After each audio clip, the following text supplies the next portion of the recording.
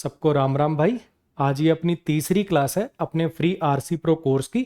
इस कोर्स में मैं आपको 40 क्लासेस प्रोवाइड करूंगा, जिसमें पहली 20 क्लासेस में हम रीडिंग करेंगे, जिसमें हम कोई आर्टिकल या एडिटोरियल लेंगे, उसका मीनिंग निकालना देखेंगे और उस पर बेस्ड क्वेश्चंस को सॉल्व करेंगे। अगली 20 क्लासेस में हम प्रैक्टिस करेंगे cloze test, parajumble, reading comprehension की, जो कि बैंकिंग लेवल के होंगे। ठीक है। इसके अलावा कुछ छोटी छोटी इन्फॉर्मेशन और अपने इसी YouTube चैनल पे मैंने फ्री ग्रामर भी पढ़ा रखी है आपको। आप प्लेलिस्ट वाले सेक्शन में जाएंगे तो आपको वहाँ पे फ्री ग्रामर की प्लेलिस्ट भी मिल जाएगी, वहाँ से आप अपना ग्रामर का कोर्स कंप्लीट कर सकते हैं। ये जो अपनी आरसी की क्लासेस होती हैं, इनके लिए भी मैंने एक अलग से प्लेलिस्ट बना दी है, आरसी प्रो प्लेलिस्ट नाम से। और ये जो क्लासेस होती हैं, इनकी जो PDF होती है, उसका लिंक कॉमेंट सेक्शन के अंदर पिंड होता है। ठीक है जी, आ जाइए करते हैं अपनी क्लास शुरू। जैसा कि मैंने आपको पीछे की क्लासेस में बताया मेरे भाई, कि जैसे ही आपको ये पैराग्राफ नजर आता है, आप वीडियो को पॉज करेंगे, एक अटेम्प्ट अपने आप देंगे, खुद से इसका मीनिंग निकालने की कोशिश करेंगे। ठीक है जी। सेकंड अटेम्प्ट, ये जो डिफिकल्ट वर्ड्स नीचे लिखे होते हैं ना, इनका मीनिंग देख के और फिर सेकंड अटेम्प्ट देंगे। और तीसरे अटेम्प्ट में मैं आपको कराऊंगा। सच कह रहा हूं मेरे भाई, अगर आप सच में चाहते हो ना कि आपसे हो, तो उसके लिए जरूरी है यार, नहीं तो मैं बोलता ही नहीं, है ना। अगर आप सिर्फ ये एक्सपेक्ट कर रहे हो कि मैं ऐसे ऐसे मेरे को आप मीनिंग निकालता हुआ देखोगे और आपसे हो जाएगा, तो सच में नहीं होगा। आज अपन थोड़ा सा चेंज क्या करेंगे, पहले मैं एक पैराग्राफ दिखाता था आपको, आप पॉज करके देखते थे, फिर मैं उसका मीनिंग बताता। आज मैं आपको पूरा का पूरा ही आर्टिकल ही आपको दिखाऊंगा, आप पूरे का मीनिंग निकाल लेंगे और फिर मैं पूरे का कराऊंगा, और फिर सारे क्वेश्चन के लिए आपको टाइम दूंगा और फिर सारे क्वेश्चंस मैं कराऊंगा। ठीक है। अब मैं हर एक स्लाइड पे 30-30 सेकंड के लिए रुकूंगा और आगे आगे करूंगा। आपको पूरे के 2-2 अटेम्प्ट देना यार, है ना। मतलब और किसी को धोखे में रख सकते हो, खुद को तो नहीं दे रख सकते। अगर सच में चाहते हो कि आपसे हो, तो करना मेरे भाई। ठीक है।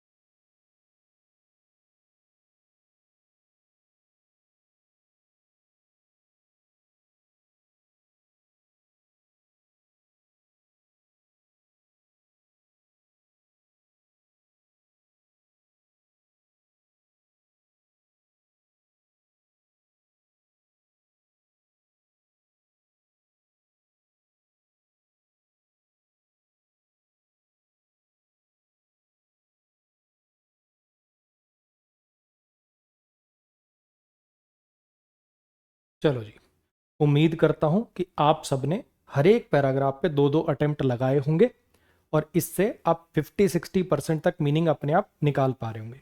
अब मैं इसको कराता हूं, मैं पढ़ाता हूं आपको line by line. On Wednesday, Wednesday को on Wednesday all eyes were on a Delhi hotel fire that left 21 dead, 18 of them foreigners. बुधवार को सारी की सारी आंखें दिल्ली होटल फायर पर थी, यानी सब लोगों का ध्यान। अगर मैं कहूं, एक आपने ऐसे वाले सुने होंगे, ऑल आइज ऑन दिस, ऐसे करके, है ना। तो ऑल आइज ऑन समबडी या समथिंग का मतलब होता है सब लोगों की अटेंशन वहां पर होना, ये एक फ्रेज है। वेंसडे को all eyes were on a Delhi hotel fire, यानी सबके सब लोगों का, पूरी दुनिया का ध्यान था किसकी तरफ, दिल्ली के एक होटल में लगी हुई आग की तरफ, जिसने दैट लेफ्ट 21 डेड, यानी बेसिकली जिस आग में इतने लोग मर गए, और उनमें से 18 जो थे वो फॉरेनर्स थे, 18 ऑफ देम वो फॉरेनर्स थे। अ डे लेटर, एक दिन के बाद, आईसीयू जो था हॉस्पिटल का, एक दिन के बाद ये घटना है, और एक दिन के बाद एक हॉस्पिटल का आईसीयू, कौन से हॉस्पिटल का आईसीयू, जो मुजफ्फरपुर बिहार में है, उसमें आग लग गई। ये इंसिडेंट हुआ ही था। A day letter ICU of a hospital in Muzaffarpur Bihar was ablaze. Ablaze का मतलब होता है आग लग जाना। ठीक है। अब अगर समथिंग इज अब्लेज, यानी उसमें आग लग गई। पहले ये घटना हुई दिल्ली वाली, और एक ही दिन बाद एक हॉस्पिटल का आईसीयू जो कि मुजफ्फरपुर बिहार में था, उसमें आग लग गई। बाय आफ्टरनून, दोपहर तक 5 डेथ्स हैड बीन कंफर्म्ड। दोपहर तक 5 लोगों की मौत या 5 मौतें कंफर्म करी जा चुकी थी। वी आर पेन्ड, वी आर पेन्ड जैसे होता है ना, पेन एक तो नाउन होता है, पेन दर्द। और इफ अगर मैं बोलूं इस चीज से आई एम पेन्ड, तो इस चीज का मुझे दुख है, इस चीज से मुझे दर्द हुआ। तो ये कहना चाह रहा है, लाइन देखना, we are pained but not shocked because over the years we have witnessed too many of these horrors. हमें दुख है, हमें दुख पहुंचा इससे, वी आर पेन्ड, लेकिन शॉक्ड नहीं है। ये मतलब सब लोगों के पर्सपेक्टिव से कह रहा है ये ऑथर। ये कह रहा है कि दुख हुआ हमें इन सब इंसिडेंट्स का, लेकिन कोई हैरानी नहीं हुई, हम शॉक्ड नहीं है, क्योंकि इतने पिछले इतने सालों के अंदर हमने ये वाली जो हॉरर्स हैं, इस प्रकार की जो होती है, मतलब ये दुखद घटनाएं, ये हमने बहुत ज्यादा विटनेस कर ली हैं, जरूरत से ज्यादा, मतलब हर दूसरे दिन ऐसा कुछ ना कुछ होता रहता है। वी हैव विटनेस्ड, हमने विटनेस करी, हम साक्षी बने हैं किस चीज के, too many of this horrors. अब आपको पता होगा टू का मतलब होता है जरूरत से ज्यादा, ये जो हॉरर्स हैं जरूरत से ज्यादा ही कुछ हमने देख लिए। Fires and related casualties have simply become part of our everyday lifes. Fire, आग, और इससे संबंधित कैजुअलिटीज, कैजुअलिटी का मतलब होता है मौतें, ठीक है। अगर अपन बोलते हैं ना कैजुअलिटीज हुई हैं वहां पे, यानी कुछ लोगों की मौत हुई है।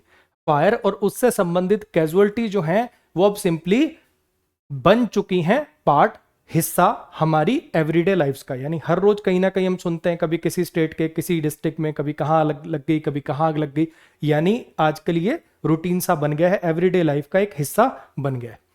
10 years ago, 10 साल पहले, 1 of every 5 fire related deaths globally used to happen in India and there is no reason to hope things are better now. 10 साल पुराने कोई डेटा की बात कर रहा है कि 10 साल पहले 1 of every 5 fire related deaths, पूरे वर्ल्ड में जो जितनी मौतें होती थी, मतलब फायर की वजह से, आग लगने की वजह से पूरे संसार में जितनी मौतें होती थी, उन हर 5 मौतों में से एक मौत इंडिया में होती थी। 10 years ago, 1 of every 5 fire related deaths, 10 साल पहले की बात है कि जितनी फायर रिलेटेड डेथ होती हैं ग्लोबली, उनमें से हर 5 में से एक जो है वो हुआ करती थी इंडिया में। यूज टू हैपन, पास्ट की हैबिट बताने का काम आता है। Use to happen in India, ये हुआ करती थी इंडिया में। देयर इज नो रीजन, और अब भी ऐसा कुछ बदला नहीं है, तो इसलिए कोई कारण नहीं है हमारे पास, कोई कारण नहीं है हमारे पास ये उम्मीद करने का, होप करने का कि चीजें अब बदल गई होंगी। आज भी डेटा निकलवाया जाएगा तो ऐसा ही डेटा हमें देखने को मिलेगा। अब ये ऐसा क्यों कह रहा है, आगे एग्जांपल देगा उस बात की। इनफैक्ट बिफोर वेंसडे, अब इसने पहले तो वेंसडे के अगले दिन ये इंसिडेंट हो गया वो बताया। In fact before Wednesday's hotel tragedy, in fact सही मायने में ये जो वेंसडे की होटल ट्रेजेडी थी, इससे पहले फायर्स इन दिल्ली में जो आगे लगी, अब यहां पे वैसे फायर अनकाउंटेबल नाउन होता है, लेकिन फायर रिलेटेड इंसिडेंट्स की बात करोगे तो फायर्स लिख सकते हो, ठीक है। नंबर ऑफ टाइम्स की बात हो रही है कि उस दिन आग लगी, तो ये फायर्स इसलिए उस वे में लिखा हुआ है। In fact before Wednesday's hotel tragedy, fires in Delhi had already claimed 45 lives this year. ये कह रहा है, डेटा दे रहा, और कि ये वाले इंसिडेंट को आप ऐसे मत सोचना कि वंस अ वाइल वाला इंसिडेंट है, कभी कभी हुआ है। इनफैक्ट वेंसडे के होटल ट्रेजेडी से पहले भी जो आगे थी, यानी जो आग लगने की घटनाएं थी दिल्ली में, उन्होंने they had already claimed 45 lives this year. Claim का मतलब यहां पे है बेसिकली कॉज करना। एक तो क्लेम होता है हक जताना, वो वाला क्लेम नहीं है ये। इफ कोई इंसिडेंट क्लेम लाइव्स, यानी उसके अंदर जाने ले ली जाती हैं। इसको आप ऐसे समझ लो, आप किसी चीज को क्लेम करते हो तो आप कहते हो कि भैया ये चीज मेरी है। ऐसी अगर ये सोचो कि कोई इंसिडेंट कुछ क्लेम कर ले, इंसिडेंट ने लाइव्स को क्लेम कर लिया, तो कह लो कि उस इंसिडेंट की वजह से उस इंसिडेंट ने लोगों की जानों को क्लेम कर लिया, यानी उस इंसिडेंट में इतने लोगों की मृत्यु हो गई। Had already claimed 45 lives this year. 15 लोगों की मार्च में डेथ हुई, 13 लोगों की मई में। If that's the state of the capital, और अगर ये स्थिति है, अगर ये स्टेट है, अवस्था है, अगर ये स्थिति है कैपिटल की, राजधानी की, how bad might things be elsewhere, तो सोचो कि कितनी बुरी हो सकती हैं चीजें और कहीं। ये कहना चाह रहा जी। एक बार फिर से पूरा पैराग्राफ। बुधवार को सब लोगों का ध्यान था दिल्ली होटल में लगी आग में, जिसमें 21 लोग मरे, जिसमें से 18 फॉरेनर्स थे। एक दिन बाद ही मुजफ्फरनगर पटना के एक हॉस्पिटल के आईसीयू में आग लग जाती है। 5 लोग उसके अंदर आफ्टरनून आते आते कंफर्म कर दिए गए थे कि उसमें मर गए हैं। हम इस चीज़ से दुखी हैं लेकिन शॉक नहीं है, क्योंकि इतने सालों में हमने बार बार इन चीज़ों को विटनेस किया है, इस टाइप के हॉरर्स को। फायर रिलेटेड कैजुअलिटी जो है वो अब जिंदगी का एवरीडे लाइफ का हिस्सा बन गई। 10 साल पहले पूरे वर्ल्ड में जितने लोग फायर रिलेटेड चीज़ों से मरते थे उन हर 5 में से एक इंडिया में होता था ऐसा इंसिडेंट।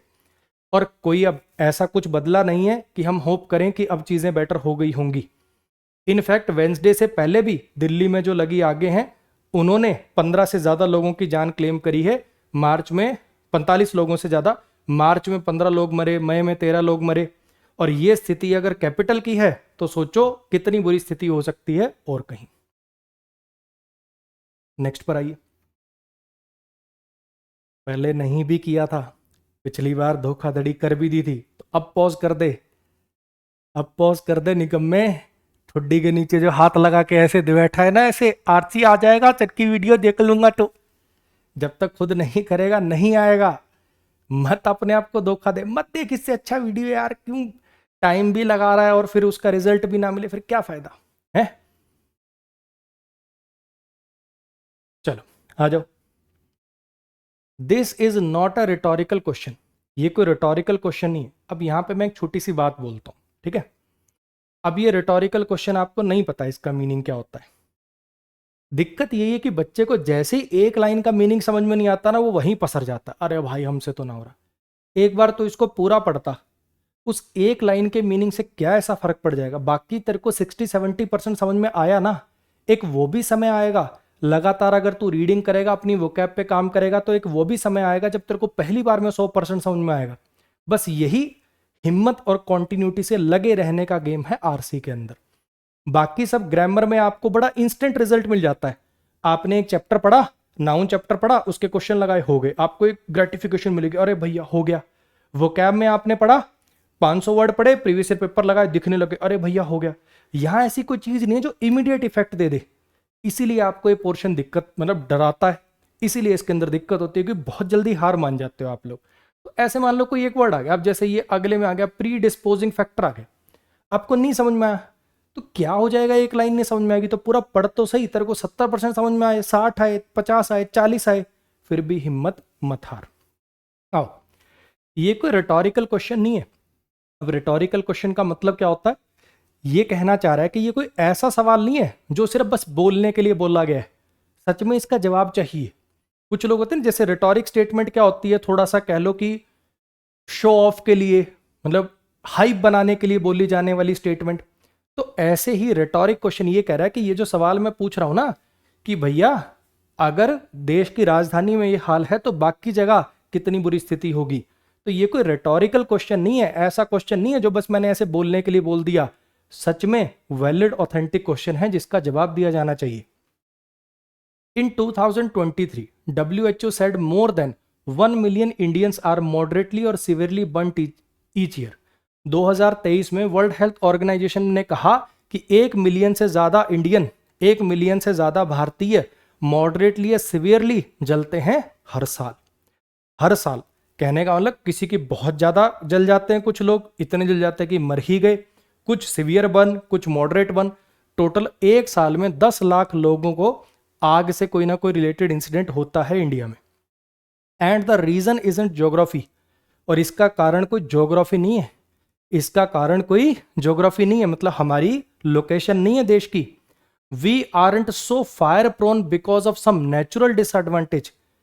ऐसा मत सोचना कि हम फायर प्रोन का मतलब होता है किसी चीज के लिए संभावित शिकार, किसी चीज के लिए संभावित शिकार। जैसे अब कोई बंदा मोटा है बहुत ज्यादा, बॉडी में कोलेस्ट्रॉल बहुत ज्यादा है, तो वो हार्ट अटैक के लिए संभावित शिकार होगा ना। तो ये प्रोन का मतलब होता है किसी चीज के लिए संभावित शिकार होना। ये कह रहा है कि हम जो हैं ये इतने फायर प्रोन, ये आग रिलेटेड इंसिडेंट्स के लिए फायर प्रोन इसलिए कोई नेचुरल डिसएडवांटेज की वजह से नहीं है, हम आगे लिखेगा इस वजह से। ये कहना चाह रहा है, ऐसा मत सोचना कि इंडिया में ये जो इंसिडेंट होते हैं कोई ज्योग्राफी ऐसी है कि हमारे यहाँ गर्मी बहुत ज्यादा होती है इसीलिए ऐसा होता है। ये कह रहा है कि ये जो चीजें होती हैं हम इतने फायर प्रोन कोई नेचुरल डिसएडवांटेज की वजह से नहीं है। किस वजह से है? Our complete disregard for rules and safety is a predisposing factor. हमारा जो पूरी तरह से डिसरिगार्ड है ना, जो हम इज्जत ही नहीं देते रूल्स और सेफ्टी को, ये प्री डिस्पोजिंग फैक्टर है। अब आपको चलो नहीं समझ में आया, प्री डिस्पोजिंग का मतलब नहीं समझ में आया, फैक्टर तो जानते हो। अच्छा इस चीज के होने के पीछे ये फैक्टर्स हैं, ये फैक्टर का मीनिंग तो जानते हो, तो आप क्या इस लाइन का मीनिंग समझ नहीं पाए? जब आपको प्री डिस्पोजिंग का मीनिंग नहीं भी पता था, हमारा कंप्लीट डिसरिगार्ड है ना जो रूल्स और सेफ्टी को लेके, ये एक फैक्टर है। इससे भी लाइन का मीनिंग क्लियर हो रहा है। प्री डिस्पोजिंग का मतलब होता है बेसिकली कोई ऐसी चीज जो किसी नेगेटिव चीज होने के लिए आपको संभावित शिकार बनाती है।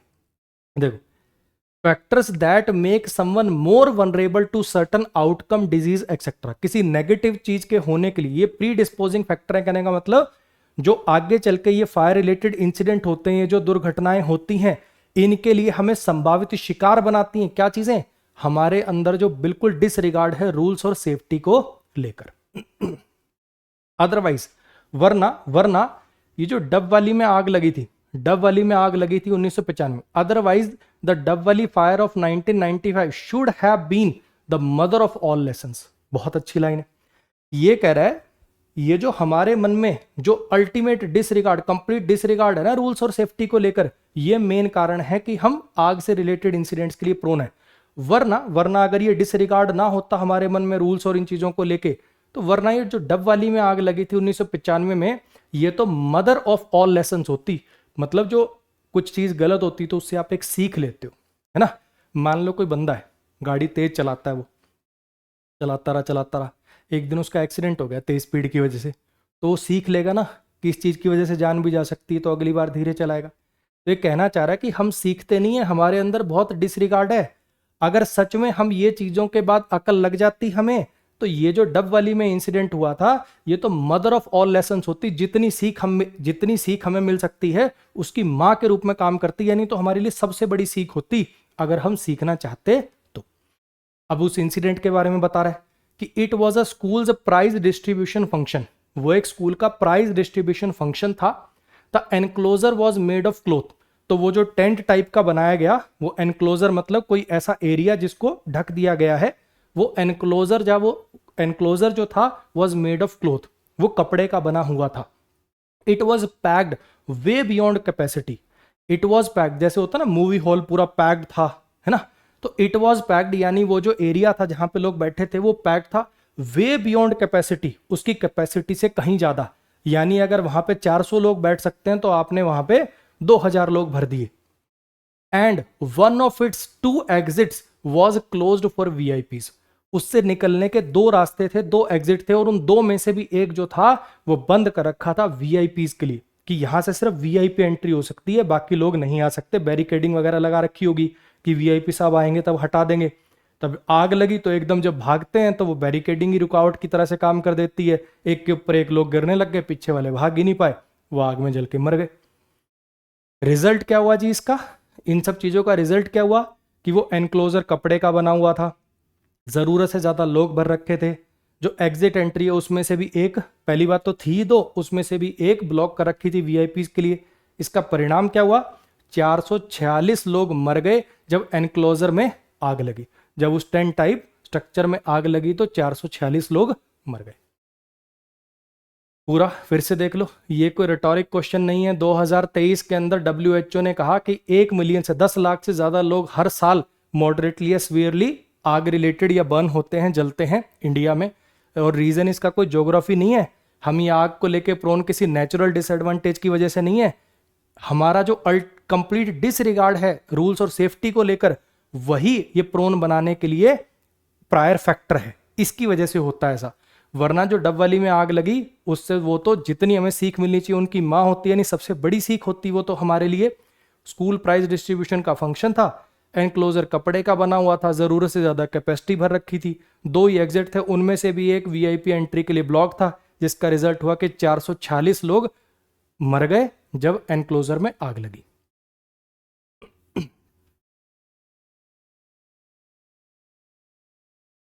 हल्का सा पॉज अभी भी ले रहा हूं कि शायद अब तेरा जमीर जाग जाए। अब तू पॉज करके पढ़ ले, पहले नहीं पढ़ा है तो। आ जाओ। That should have rewritten every safety manual in the country. इतना बड़ा इंसिडेंट हो गया यार, 446 लोग जलकर मर गए, तो इस चीज ने तो दोबारा रीराइट कर दी होती। दैट शुड हैव री रिटन, इस घटना ने तो रीराइट कर दिया होना चाहिए था हर सेफ्टी मैनुअल को देश में।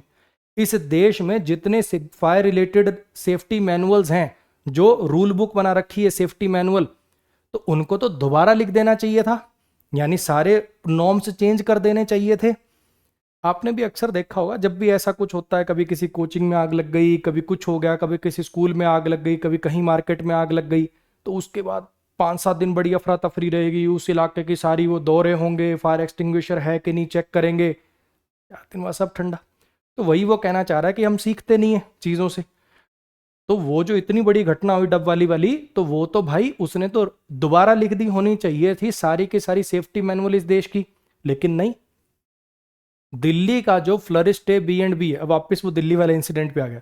दिल्ली का ये जो होटल था उसका नाम लिखा हुआ flourish stay bread and breakfast B&B, the one that was gated on Wednesday, वो वाला, ये फिर से इसने स्पेशली बताया, दिल्ली का जो स्टे था वो वाला जो वेंसडे को गट हो गया।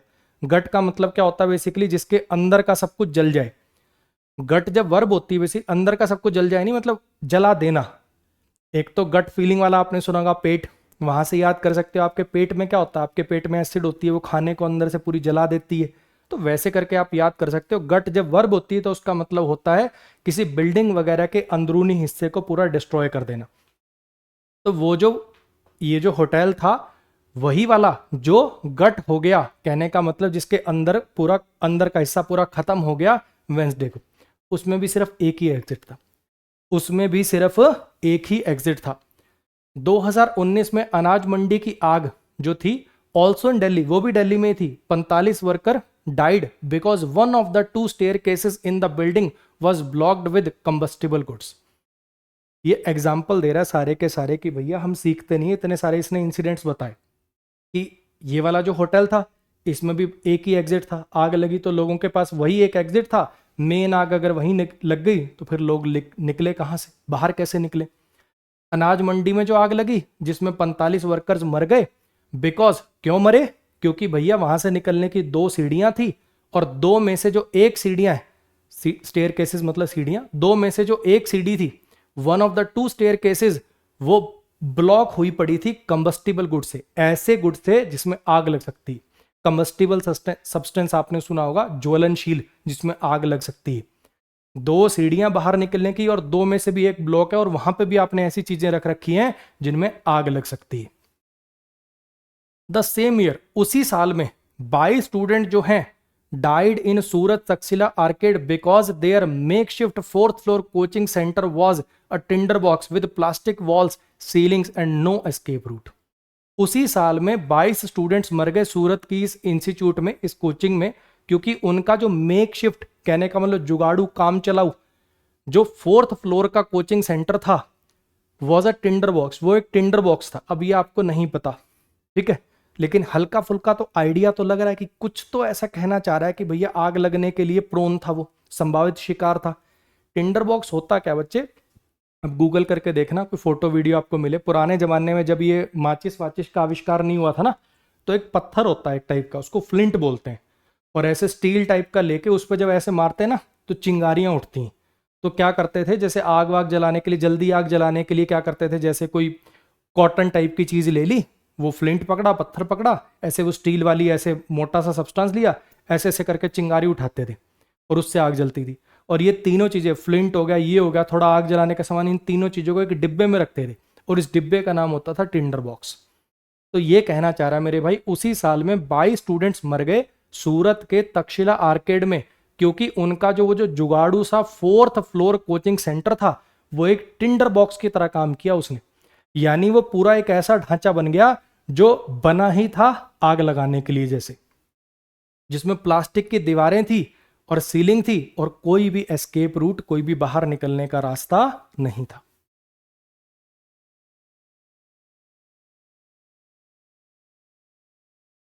हाँ जी, बी इट उपहार सिनेमा, बीट का मतलब होता है चाहे ये हो चाहे ये हो, बीट दिस कहने का मतलब, फॉर एग्जाम्पल यह कह लो कि चाहे इसकी बात कर लो चाहे इसकी बात कह लो, ऐसे फ्रेज होता है।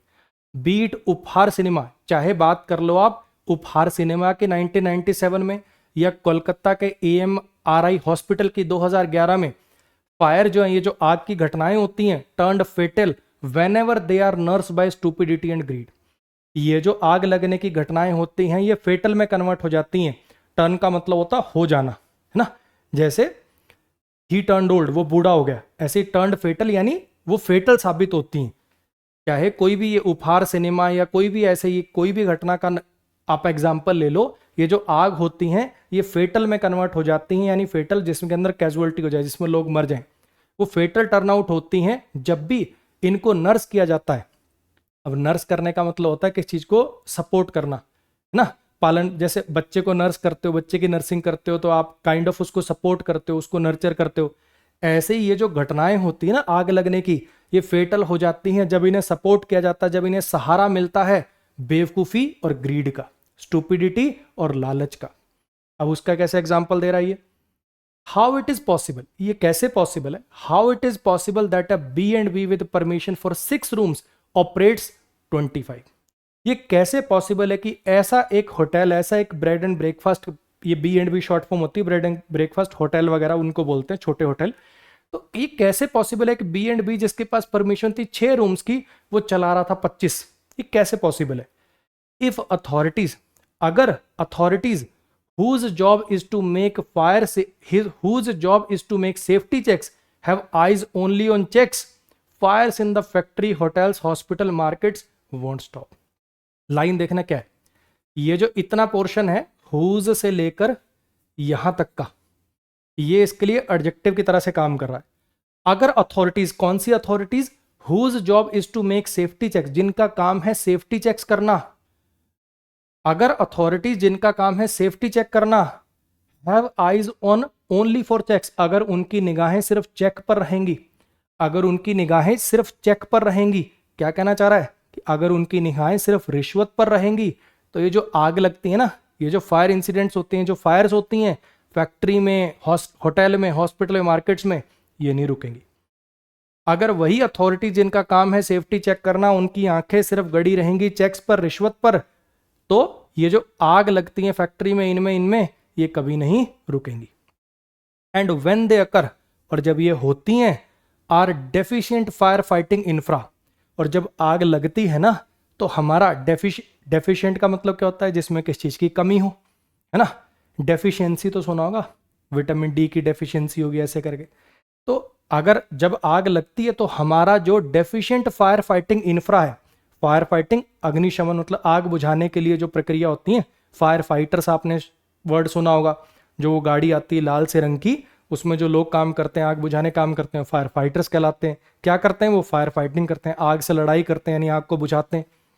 तो जब ये चीजें होती हैं तो हमारा जो फायर फाइटिंग का इंफ्रास्ट्रक्चर है, जो डेफिशिएंट इंफ्रास्ट्रक्चर है, जिसमें 97.5 शॉर्टेज है फायर स्टेशन की, 96.3% पर्सनल की, उनके स्टाफ की शॉर्टेज है, ये नेशनल डिजास्टर मैनेजमेंट एसोसिएशन के अनुसार काम नहीं करेगा, वोंट हेल्प।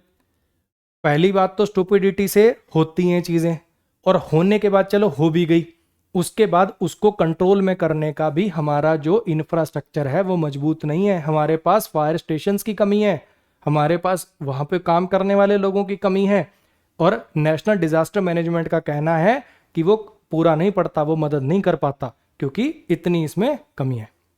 वी नो, हम जानते हैं, हमें आज पहले ही पता है कि वी विल बी पेन्ड अगेन, हमें दोबारा दर्द दिया जाएगा, हम दोबारा दुखी होंगे, लेकिन शॉक्ड नहीं होंगे, क्योंकि ये रोज का ही काम बन गया है।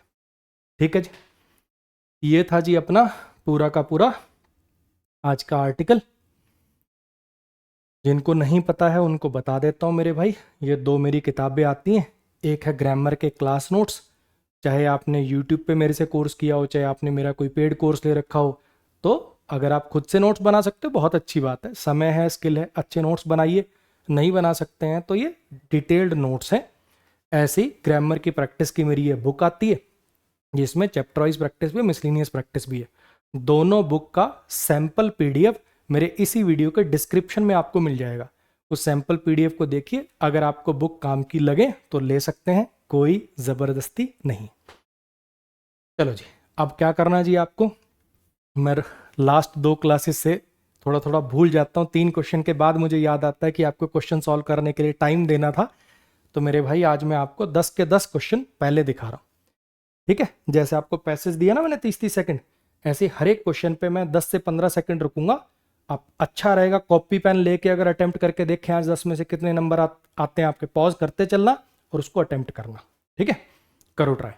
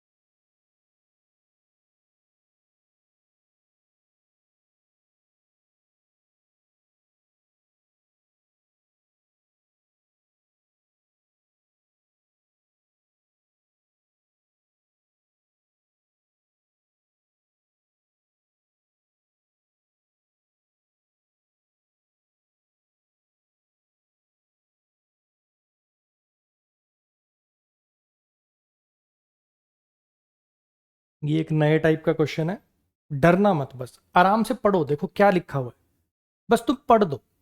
गलत हो जाए कोई बात नहीं, तुम मेरे कहने से ना सारे ऑप्शन पढ़ दो और 2 मिनट के लिए सोच लो बस। गलत हो जाएगा कोई बात नहीं, अभी तो सीखने ही तो आए हो, कोई पेपर में थोड़ी बैठे हो। एक बार ये जितने वर्ड लिखे हुए ना इसको पढ़ लो और सोच लो, तुम सही आंसर करोगे, मैं गारंटी से बता रहा हूं, बस डरना मत।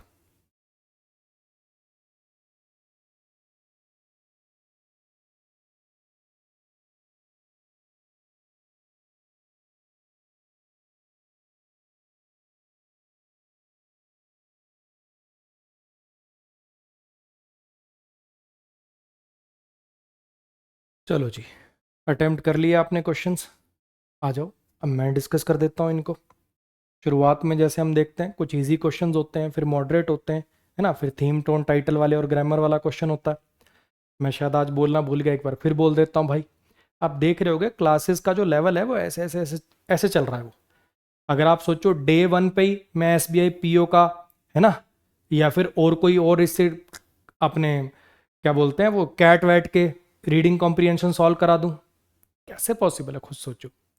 अगर आप उस लेवल का पढ़ने के लिए मतलब कैपेबल होते तो ये वीडियोस देख ही नहीं रहे होते मेरे भाई आप। तो मेरी भी मजबूरी समझिए, मेरे को पढ़ाना ऐसा है कि एक एवरेज बच्चा, मीडियोकर बच्चा भी चीज़ों को समझ पाए। धीरे धीरे धीरे धीरे पहुंचेंगे हम वही, लेकिन आपको टाइम देना पड़ेगा, पेशेंस रखने पड़ेंगे। जो बच्चे का पहले से ही लेवल बहुत अच्छा है, आप भाई डायरेक्ट प्रैक्टिस पे आ जाना, और तो क्या बोल सकता हूँ। ठीक है, what common features is shared by अनाज मंडी फायर एंड डबवली फायर। इसने दो इंसिडेंट बताए, अनाज मंडी फायर और डबवली फायर, उसमें क्या कॉमन था, उन दोनों फायर में क्या कॉमन फीचर था। दोनों हॉस्पिटल में हुई थी, नहीं डब वाली फायर तो स्कूल में हुई थी, और इसका तो नाम ही अनाज मंडी है। हट गया जी। बोथ इन्वॉल्व ब्लॉक्ड और इनसफिशिएंट एग्जिट, दोनों में ही इनसफिशिएंट एग्जिट थे और ब्लॉक थे। डब वाली वाले में भी आपने देखा था 2 एग्जिट थे और 2 में से एक जो था वो VIP के लिए रिजर्व था।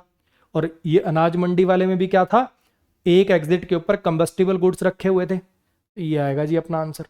दोनों नेचुरल डिजास्टर से हुए थे, दोनों बिहार में हुए थे, नहीं। ये जो फ्रेज है mother of all lessons, imply का मतलब होता है, इसका मीनिंग क्या है, इंप्लाइज दैट। ये इंप्लाई करता है डब वाली फायर जो है, ये जो फ्रेज यूज किया गया मदर ऑफ ऑल लेसन्स, वो इंप्लाई करता है, वो दिखाता है, वो दर्शाता है, वो कन्वे करता है कि जो डब वाली फायर है शुड हैव डैश। अब ये शुड हैव के बाद आपको ये वर्ब आप लगा के दे रखी, वो क्या होना चाहिए। डब वाली फायर को शुड हैव बीन फॉरगॉटन, उसे जल्दी भुला दिया जाना चाहिए था इकोनॉमी को सपोर्ट करने के लिए। शुड हैव लेड टू, उसको उसकी वजह से होना चाहिए था। लेड टू मतलब अगर मैं कहूं कि this incident led to this, तो इसका रिजल्ट ये निकला। तो उसका परिणाम होना चाहिए था कॉम्प्रिहेंसिव रिफॉर्म्स आना सेफ्टी प्रैक्टिसेस में। उसको इन्वेस्टिगेट किया जाना चाहिए था इंटरनेशनली कल्प्रिट्स को फाइंड करने के लिए। उसको उसकी वजह से शुड है उसकी वजह से क्या होना चाहिए था, सारे के सारे स्कूल्स बंद कर देने चाहिए थे बच्चों को बचाने के लिए। क्या करना चाहिए था? स्पेशली उसने लिखा ना कि भैया ये तो ऐसा इंसिडेंट था जिससे सारा का सारा रीराइट हो जाने चाहिए थे सेफ्टी मैनुअल्स। तो ये कहना चाह रहा है कि कॉम्प्रिहेंसिव रिफॉर्म्स आने चाहिए थे सेफ्टी प्रैक्टिसेस को लेकर। अच्छा जी, टिंडर बॉक्स का जो वर्ड लिखा गया उसका मतलब क्या है? हालांकि मैंने बता दिया आपको, मीनिंग तो अब आपके लिए इजी है। अगर वहां पे मैं ना बताता, नीचे ना बताता, तो आपके लिए क्वेश्चन थोड़ा सा डिफिकल्ट की कैटेगरी में चला जाता। तो टिंडर बॉक्स क्या होता है? वो कहना चाह रहा है कि वो जो कमरा था उस इंस्टीट्यूट का, वो एक टिंडर बॉक्स की तरह से काम किया। कहने का मतलब एक ऐसी जगह जो आग पकड़ने के लिए बहुत ज्यादा वनरेबल थी। कहना वही चाह रहा है। कॉन्टेक्स्ट क्या है इसका इसमें? क्या सच में वो डिब्बा थोड़ी था यार माचिसें रखी हुई थी जिसके अंदर कोई फायर प्रूफ स्ट्रक्चर था, रेस्क्यू फैसिलिटी थी? उसका मीनिंग वो कहना चाह रहा है कि उसको उसने डिब्बा क्यों कहा। वो कहना चाह रहा है कि वो एक ऐसी जगह थी जो आग लगने के लिए संभावित शिकार थी, वनरेबल थी, प्रोन थी। What does the author imply by saying authorities have eyes only for checks? Author क्या कहना चाहता है? ऑथर क्या, जैसे वो होता ना हम पढ़ा करते थे कवि का भाव क्या है, तो ऑथर क्या इंप्लाई कर रहा है, क्या इशारा कर रहा है जब वो ये लाइन कह रहा है कि अथॉरिटीज का ध्यान सिर्फ और सिर्फ चेक्स पे होता है? गवर्नमेंट ऑफिशियल जो है वो बहुत ज्यादा एफिशिएंट है रिकॉर्ड मेंटेन करने में और इंश्योर करते हैं सारे लीगल डॉक्यूमेंट प्रॉपरली प्रोसेस्ड हो। अच्छा जी, बिल्डिंग ऑनर जो है वो रेगुलरली टैक्स पे करते हैं, लाइसेंसिंग फी पे करते हैं, जो गवर्नमेंट की हेल्प करता है डिपार्टमेंट को अच्छे से फंक्शन करने में। ये मतलब है आंखें सारी चेक पे होती हैं का। फायर डिपार्टमेंट जो है वो सफर करते हैं शॉर्टेज ऑफ फंड से, जिसकी वजह से डिफिकल्ट हो जाता है modern fire fighting equipment purchase करना। बात ये ठीक हो सकती है, लेकिन इसका have eyes only for check से तो कोई लेना देना नहीं है ना। इसमें ये थोड़ी पूछा है कौन सी बात इनमें से ठीक हो सकती है, इसमें पूछा है कि ऑथर क्या कहना चाहता है जब वो कह रहा है कि अथॉरिटीज की सारी आंखें चेक पे होती हैं। तो वो ये कहना चाहता है अथॉरिटीज जो है वो ज्यादा इंटरेस्टेड है फाइनेंशियल बेनिफिट या ब्राइब्स लेने में, बजाय कि सेफ्टी रेगुलेशंस को एनफोर्स करने में, उनको लागू करवाने में। ऑथर का जो रेफरेंस है वो जो इंसिडेंट बताया उसने डब वाली फायर 1995 से लेकर रीसेंट दिल्ली होटल के, ये जो इसने इतने सारे रेफरेंसेस दिए इन इंसिडेंट्स के, उससे करना क्या चाहता है? ऑथर का जो रेफरेंस है ऑथर का जो रेफरेंस है इन इंसिडेंट्स का जो यहां से यहां तक आते हैं, वो प्राइमरली सर्व, बेसिकली वो क्या मकसद पूरा कर रहे हैं, बेसिकली उनके थ्रू वो क्या कहना चाहता है, ऑथर क्या दिखाना चाहता है? वो एक क्रोनोलॉजिकल रिकॉर्ड दिखाना चाहता है इंडिया के मेजर डिजास्टर्स का, कि डेट वाइज वो डेटा पेश करना चाहता है आपके आगे। वो डेमोन्स्ट्रेट करना चाहता है, वो दिखाना चाहता है कि फायर रिलेटेड ट्रेजेडीज होती, जो फायर रिलेटेड ट्रेजेडीज हैं वो परसिस्ट करती हैं, वो होती रहती हैं, कोई चीज परसिस्ट करती है यानी वो एग्जिस्टेंस में है लंबे समय से, despite repeated opportunities to reform. वो ये दिखाना चाहता है कि फायर रिलेटेड ट्रेजेडीज परसिस्ट करती हैं, होती रहती हैं, रिपीटेड अपॉर्चुनिटी आई हमारे पास रिफॉर्म करने की, उसके बावजूद। वो रूरल और अर्बन फायर हजार्ड को कंपेयर करना चाहता है, हाईलाइट करना चाहता है फायर सेफ्टी अवेयरनेस को ओवर द टाइम। 1% थोड़ा सा इशारा हो सकता है कि भैया वो हाईलाइट करना, इतनी इंप्रूवमेंट कहाँ आई, ये तो दिखाना नहीं चाहता। मुझे लगा शायद ये कहना चाहता है कि वो हाईलाइट करना चाहता है अवेयरनेस की इस चीज के लिए होनी चाहिए। इंप्रूवमेंट लिखा हो भाई, पूरे पैसेज में कुछ ने दिखाया ही नहीं कि इंप्रूवमेंट आई है पहले से, यहाँ तो नहीं हो पाएगा ये। हाँ जी, which statement best summarize the passage? जा मैं कुटुंब संभाए हैं, थीम हो गया, समराइज द स्टेटमेंट वाला क्वेश्चन हो गया, टाइटल हो गया। मैं क्या कर रहा हूं, एक ऐसी लाइन जिसमें पूरा का पूरा पैसेज आपका आ जाए। Fire incidents are caused mainly by faulty electrical systems. Electrical system से भी आग लगती होंगी, लेकिन पूरे पैसेज में ऐसी एक भी लाइन नहीं है भाई साहब। लो जी, हटा दिया। India's fire fighting infrastructure is excellent. वाह भाई। Fire disasters are unavoidable consequence of urbanisation. Fire disaster को टाला ही नहीं जा सकता और ये अर्बनाइजेशन की वजह से होती है। प्रिवेंटेबल फायर ट्रेजेडीज, जिन्हें रोका जा सकता था, टाला जा सकता था, प्रिवेंट किया जा सकता था, ऐसी ट्रेजेडीज आज भी हो रही हैं नेग्लिजेंस, करप्शन और पुअर एनफोर्समेंट की वजह से। पूरे पैसेज का निष्कर्ष ये एक लाइन है। ऑथर की टोन कैसी है जी? नोस्टाल्जिक है, पुरानी कोई बचपन की यादें कर रहा है। रिफ्लेक्टिव, रिफ्लेक्टिव का मतलब होता है जो चीज आपको सोच विचार में डाले। अच्छा जी, नहीं। ऑप्टिमिस्टिक, आशावादी है। एनकरेजिंग है, सब बढ़िया हो रहा है, सब अच्छा हो रहा है, आगे भी अच्छा होगा, ऐसी तो कोई बात नहीं करी उसने। ऑब्जेक्टिव है कोई, मतलब ऑब्जेक्टिव का मतलब होता है बेसिकली बिल्कुल फैक्ट टाइप बातें करना, मतलब कोई रिलेशन ना दिखाना, ऑब्जेक्टिव टाइप बातें करना, और डिटेल्ड है मतलब उसका कोई ऐसा नहीं लग रहा कि वो कुछ फील कर रहा है उसके अकॉर्डिंग ये चीजें लिख रहा है, ऐसा तो नहीं है। क्रिटिकल है, निंदा कर रहा है और कंडेम कर रहा है, ठीक है। अब पिछले पिछले ही पैसेज के अंदर तो सर आपने कहा था ये वाला कम होता है, इसीलिए डाला भाई साहब ये।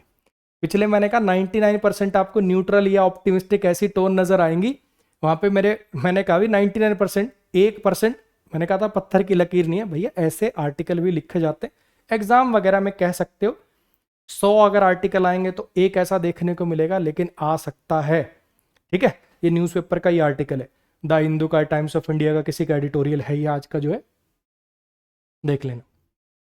विच टाइटल बेस्ट कैप्चर्स, इनमें से कौन सा टाइटल है जो बेस्ट, सबसे बढ़िया कैप्चर करता है कंटेंट और ऑथर के एटीट्यूड को।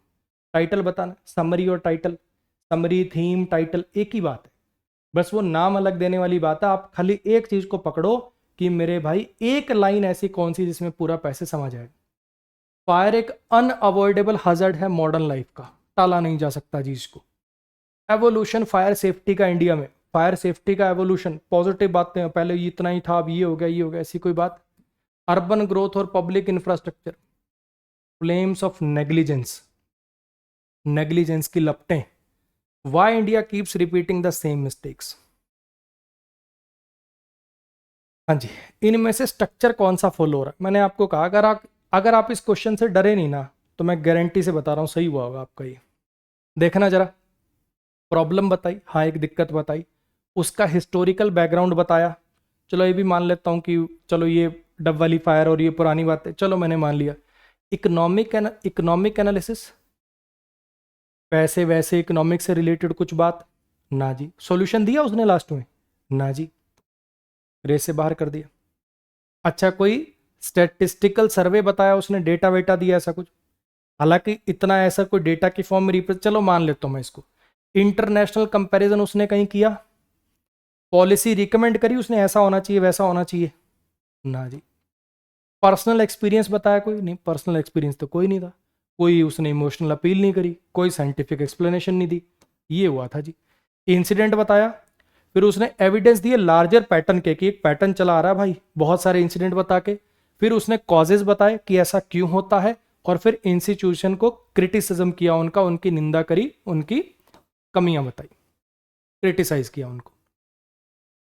इसका आंसर पढ़ाते पढ़ाते गलती से मेरे मुंह से उस टाइम निकल ही गया था कि अगर वो अथॉरिटी जिनका काम है, अगर वो अथॉरिटी जिनका काम है सेफ्टी चेक, जिनका काम ही है मेक सेफ्टी चेक्स, उनका आइज, उनकी आंखें चेक पे रहेंगी, तो ये जो आग है फैक्ट्री इनमें लगने वाली है रुकेंगी नहीं।